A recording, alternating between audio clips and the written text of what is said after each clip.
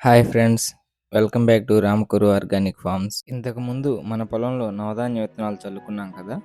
ఈ మధ్య కురిసిన వర్షాలకు ఎలా ఉన్నాయి, ఇవి చల్లుకోవటం వల్ల రైతులకు ఉపయోగాలేంటో ఈరోజు తెలుసుకుందాం. పచ్చి రొట్టె వేసుకొని 45 రోజుల తర్వాత భూమిలో కలియదున్నటం వల్ల ఒక ఎకరానికి 10 నుండి 15 టన్నుల పచ్చి రొట్టె నేలలో కలిసిపోయి నెమ్మదిగా పోషకాలను విడుదల చేస్తుంది. తద్వారా మొక్కలకు కావలసినటువంటి ప్రధాన పోషకాలైన నత్రజని, ఫాస్ఫరస్, పొటాష్తో పాటుగా సూక్ష్మ పోషకాలైన calcium, magnesium, sulphur, zinc, copper, boron మొదలైనటువంటి భూమిలో మొక్కల వేరు వ్యవస్థ వద్ద అందుబాటులో ఉంటాయి. పచ్చిరొట్టగా పప్పుధాన్య విత్తనాలను చల్లుకున్నప్పుడు అవి గాలిలోని నత్రజనిని గ్రహించి వేరుబుడిపిల్లో నిల్వ చేసుకుని మొక్కలకు పోషకాలను అందుబాటులోకి తీసుకొస్తాయి. అంతేకాకుండా సాయిల్ స్ట్రక్చర్ని మెరుగుపరచడంతో పాటు నీటి నిల్వ సామర్థ్యాన్ని పెంచుతాయి మరియు సూక్ష్మజీవుల అభివృద్ధికి సహాయపడతాయి.